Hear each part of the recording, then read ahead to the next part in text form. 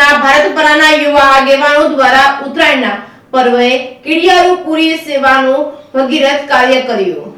સુરેન્દ્રનગર જિલ્લામાં તેમજ શહેરમાં માનવ સેવા અને જીવદયા પ્રેમીઓ દ્વારા હર હંમેશા સેવાના ભગીરથ કાર્ય કરતા હોય છે। ત્યારે મકર સંક્રાંતિના પર્વ એટલે કે જીવદયા અને પુણ્યનું ભાથું કમાવાનો તહેવાર મનાવવામાં આવે છે। ત્યારે સુરેન્દ્રનગરના ભારતપરા વિસ્તારમાં યુવા આગેવાનો દ્વારા કીડીઓને જીવંત રાખવા કીડિયારું પૂરી સેવાનું ભગીરથ કાર્ય કર્યું હતું। આ સેવાનું સુંદર કાર્ય ભારતપરા વિસ્તારના યુવા અગ્રણી આગેવાન છેલ્લા 13 વર્ષથી કીડિયારું પૂરી સેવાનું ભગીરથ કાર્ય કરે છે। સેવાર્થી ભાઈઓ દ્વારા સૂકા નારિયેળમાં કીડિયારું પૂરી છેવાડાના વિસ્તારમાં કીડીઓ માટે જુદી જુદી જગ્યાએ મૂકવામાં આવે છે। જ્યારે ભારતપરા વિસ્તારના લોકો દ્વારા છેલ્લા 13 વર્ષથી કીડીને કીડિયારું પૂરવાનું આ સેવાનું ભગીરથ કાર્ય કરવામાં આવે છે। જેમાં પાણી વગરના સૂકા ગયેલા નારિયેળ ભેગા કરે છે અને ધર્મપ્રેમી લોકો તરફથી સૂકા નારિયેળ, તેલ, ખાંડ, લોટ, ચોખ્ખું ઘી સહિતની સામગ્રી દાન એકત્ર કરી નારિયેળમાં ભરવામાં આવે છે। તલ, બાજરો, ઘી તેમજ ખાંડનો મોટો જથ્થો મિશ્ર કરવામાં આવે છે। તે મિશ્ર નારિયેળમાં ભરવામાં આવે છે। સેવાભાવી